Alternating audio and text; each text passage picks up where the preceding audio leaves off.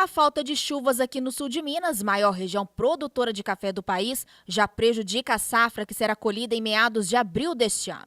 Com o período seco que começou no ano passado, faltou água e carboidrato para a planta, o que gerou frutos menores e grãos xoxos. O que aconteceu no ano passado foi o seguinte: nos meses de janeiro, fevereiro e março, nós tivemos uma seca muito intensa, altíssimas temperaturas e um excesso de luminosidade. Esses três fatores em conjunto é que foram os responsáveis pela má formação da semente, que são esses frutos xoxos. O que no ano passado variou de 20% a 45% em algumas propriedades e chegou até ao nível de 60%. No ano passado, Minas Gerais registrou cerca de 45% de café xoxo. Para melhorar, as chuvas precisam voltar. O mercado diz que não vai faltar café esse ano, mas, por outro lado, os produtores estão se preparando para uma quebra de safra. A meu ver, existem três cenários.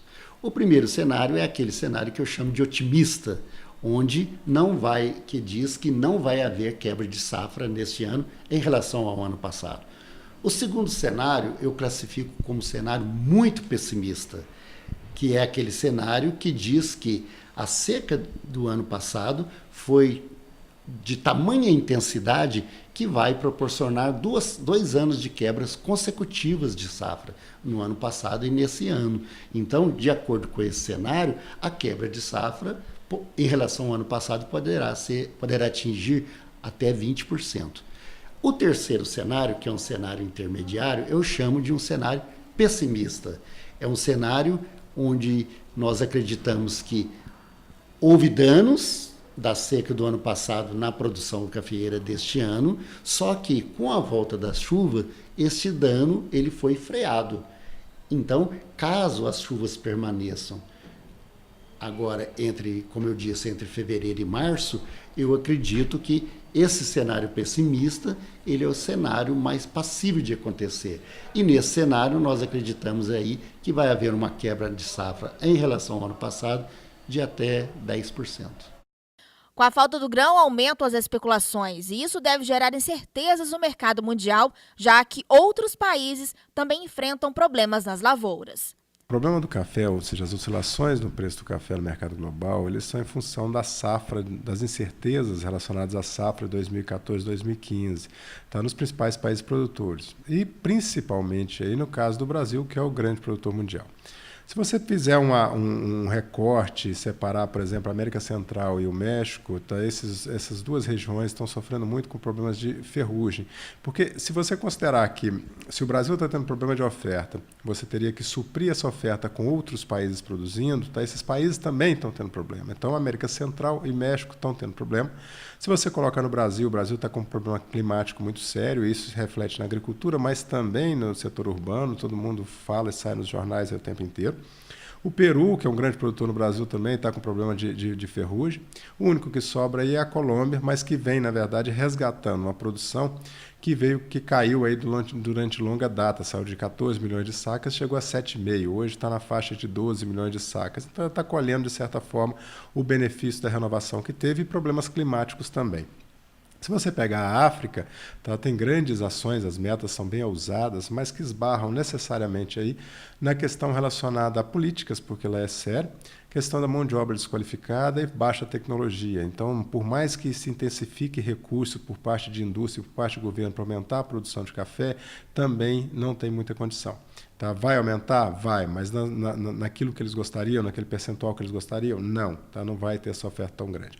Se você considerar a Ásia, também tem ações bem elevadas aí no sentido de aumentar a produção, mas que é aceitável, uma vez que você tem um grande centro consumidor hoje, o mercado asiático, tá? Coreia, a China, a Índia, Japão, tá? Mas que você também tem problemas de intempéries na produção, principalmente se você considerar esse ano aí o Vietnã, que se esperava que fosse ter um suporte para suprir a falta de café do mercado brasileiro, que está tendo quebra, tá? Mas que também deve ter quebra, que é o segundo maior produtor mundial e o primeiro produtor de café Conilon. Historicamente, essa questão climática ela impacta de forma direta nas variações em termos de preço. Tá?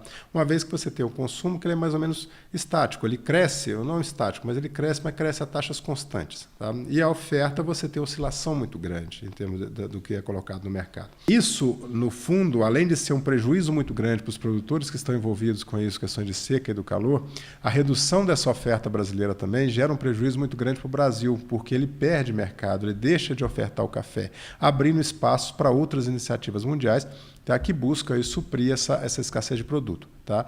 Então, essa oscilação ela vai sempre ocorrer relacionado aí, principalmente à intempérie, que impacta diretamente na oferta.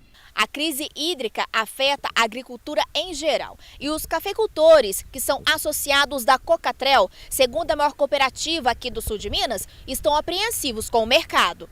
Realmente isso tem prejudicado a região cafeeira, praticamente o sudeste do Brasil inteiro, né? É onde tem a maior produção de café do Brasil. E aqui nessa micro-região de Três Pontas, onde está localizada a Cocatrel, nós verificamos que 2014 foi, enquanto no sul de Minas chove em torno de 1.500 milímetros por ano, o ano passado, por levantamento da Cocatrel, nós não chegamos nem a 1.000 milímetros. Então, houve uma escassez de chuva e no momento que não podia faltar. De acordo com o Francisco, a seca afetou muito a produção de café de 2014. Na Cocatrel, nós recebemos 1,5 milhão de sacos de café em 2013, na safra de 2013. E com a chuva, com o clima, nós tivemos uma perda aí um recebimento caiu para 1 milhão de sacos. E nós observamos que isso não foi só a Cocatrel, foi todas as cooperativas, todos os produtores. Houve casos aqui o costume é que você, com uma saca de café de 60 quilos, você gasta de 6 a 7 medidas de café de 60 litros. Esse ano, 2014, chegava a gastar 10, 11, 12 medidas, até mais. Então, o clima realmente diminuiu muito a safra de 2014. E também comprometeu a safra de 2015, porque principalmente aquelas pessoas que esqueletaram o café, não houve crescimento de vara. Então, a safra de 2015, além de ser comprometida com a seca de final de 2014 e início de 2015, a safra de 2014 comprometeu ela pelo não crescimento das varas.